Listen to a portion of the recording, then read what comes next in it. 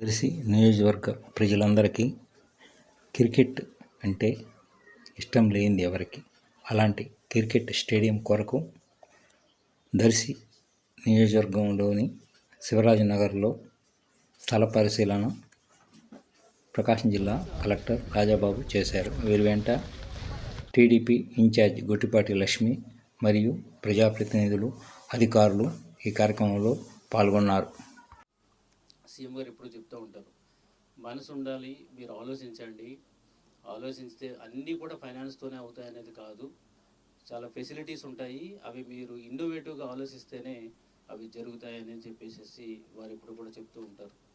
So అందులో భాగంగా ఈరోజు ఇంత పెద్ద స్టేడియంని మామూలుగా ఒక ఫైనాన్స్ పెట్టి డబ్బులు పెట్టుకొని చేయాలి అని అంటే కనుక పెద్ద హ్యూజ్ టాస్క్ అది.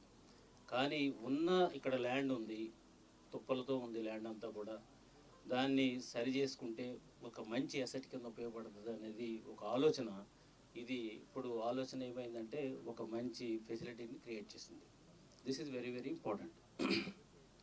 నాకు మొట్టమొదటిసారి మా తహసీల్దార్ శ్రావణ్ చెప్పినప్పుడు ఇమ్మీడియట్గా నేను ఎస్ అంటే కారణం ఏంటంటే ప్రతి ఆఫీసర్ కూడా తను ఒక పోస్టింగ్కి వెళ్ళిన తర్వాత ఏదో కొంత కాంట్రిబ్యూట్ చేయాలి. సో అది నేను ఎప్పుడు కూడా మా ఆఫీసర్స్ కూడా అడుగుతూ ఉంటాను, నువ్వు ఈ పర్టికులర్ పొజిషన్లోకి వచ్చి యాజ్ ఎ కలెక్టర్గా కానీ, లేదా ఒక ఆర్డీఓగా కానీ, ఒక తహసీల్దార్గా కానీ, లేదంటే ఎనీ పోస్ట్, నీ పోస్ట్ ఇక్కడికి వచ్చావు అని అంటే కనుక నీ ద్వారా ప్రజలకు ఏం మంచి జరిగింది, నీ కాంట్రిబ్యూషన్ ఏంటి, ఇక్కడి నుంచి 2 సంవత్సరాల్లోనూ వెళ్ళిపోయినప్పుడు నీ కాంట్రిబ్యూషన్ ఏంటి అనేది నేను ఎప్పుడు కూడా ఆఫీసర్లు అడుగుతూ ఉంటాను.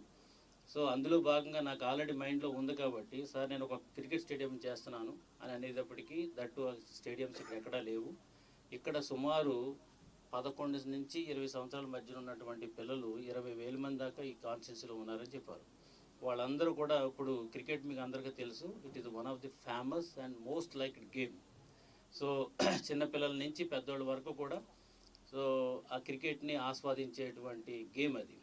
సో అంతటి ప్రాముఖ్యమైనటువంటి గేమ్కి సంబంధించి ఒక గ్రౌండ్ మనకు లేకపోవడం అనేది చాలా శోచనీయం. అట్లాంటి పరిస్థితిని మనం అర్థం చేసుకుని ఇక్కడ ఉన్నటువంటి మన ఇన్ఛార్జ్ గారు వారి యొక్క ప్రోత్సాహంతో, ఆయన యొక్క ఎంఆర్ఓ గారి ఇనిషియేటివ్తో ఇదంతా కూడా ఇప్పుడు తయారైంది.